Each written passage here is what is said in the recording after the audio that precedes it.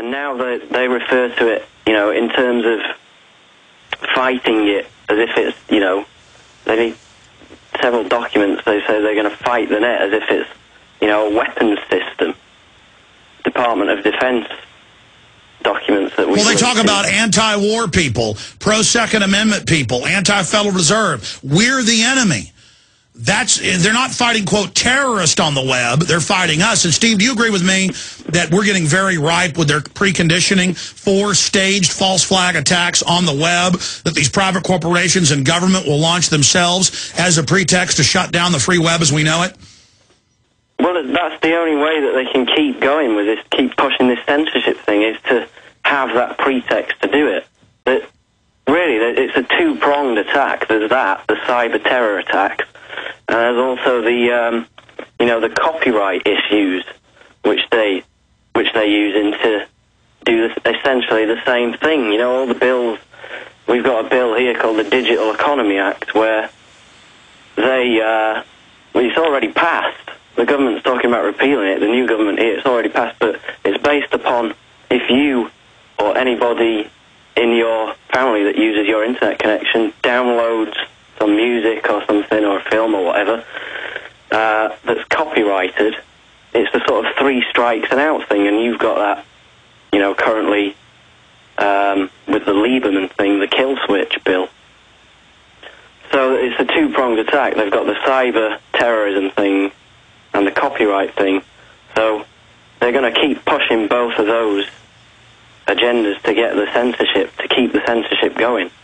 That's the way I see it. The good news is the Pentagon first designed the Internet to be able to take a nuclear strike so you can't shut it off. And that's why they're just trying to take it over instead of shutting it off, because it's designed like a brain to just keep growing new neurons when they try to shut it off. And now that people have such a hunger for alternative information, I think the globalists have already lost the battle, and they are going to fail if we simply take action and stand up against them.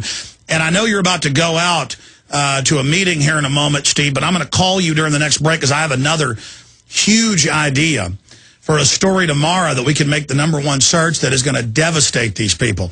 The light bulb just went on a few minutes ago above my head, and we've demonstrated that our ideas are quite effective here. We also use a lot of our great listeners' ideas when they call in with them. It was a caller Friday who said, I'm sick of Lindsay Lohan and Mel Gibson being above the BP oil spill. And I said, well, let's just make the Obama deception the #1 search. It's already the #1 video when you type in the name Obama. And we did that. We showed people the power. But I've got an idea that is really going to head them off at the pass, Steve. And so I know you're about to go out in about 20 minutes, so I'll call you during this next break because I don't want to say this idea on air and give the enemy a heads up. But you can write an article tomorrow. Your brother's on vacation, so you're doing double duty. Paul Watson, Steve Watson are brothers. But we really appreciate you, Steve, and your family and all the great work you do. That's no problem at all, Alex. It's a pleasure. Pleasure having Steve Watson on with us. Steve, are you still there? Yeah. Steve Watson does the best Emperor Palpatine imitation I've ever seen. And for some light humor here, we got to have that occasionally. Will you please give us a Emperor Palpatine imitation? Okay. Everything is proceeding exactly as I have foreseen. You've done well, Lord Vader one.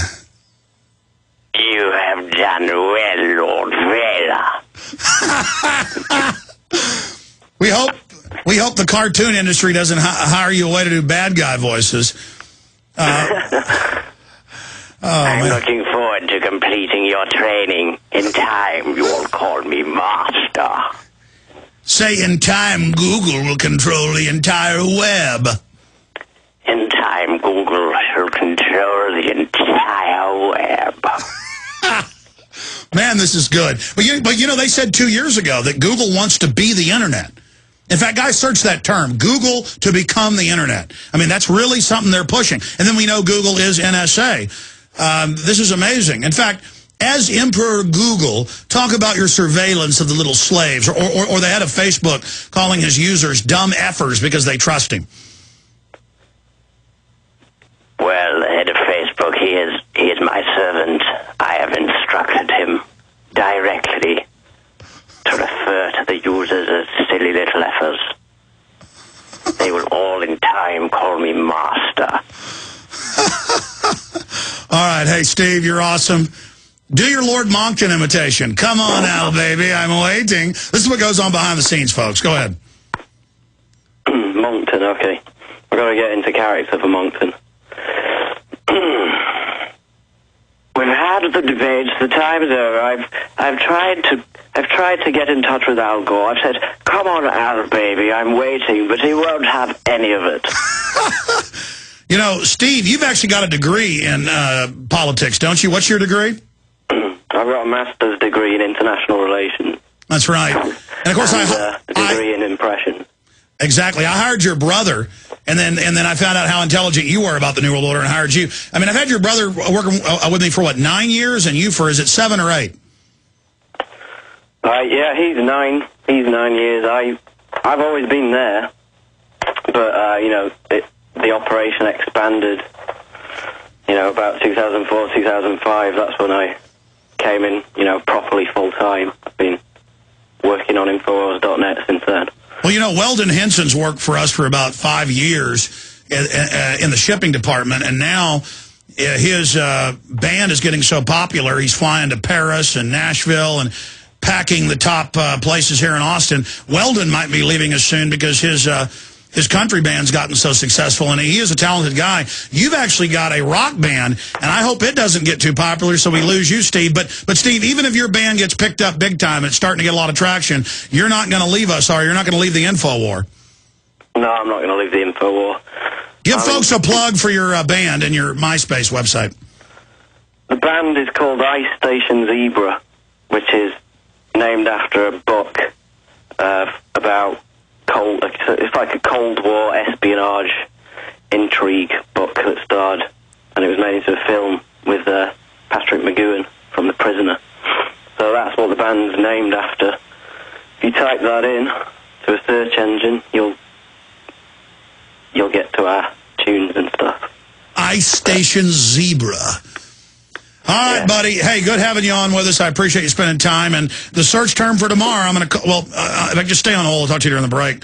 And thank you, Steve Watson, because I got a big idea for tomorrow. But the idea today is Google launches. You search that term, send it to the top, Google launches, then hundreds of other newspapers, magazines, web blogs will then see it's the top search. They'll then try to find out what's happening and write a story about Steve Watson's article, Top Secret America, Google launches cover-up of Google Spies story. See, because they've blocked out the word Google Spies. It was #1 yesterday. They removed it totally. It went back up today, removed it totally. So now when you search Google launches, it will lead you to Google Spies. We could play this hopscotch game with them forever, even though they're in there trying to block us. Now, I was having some fun with Steve there.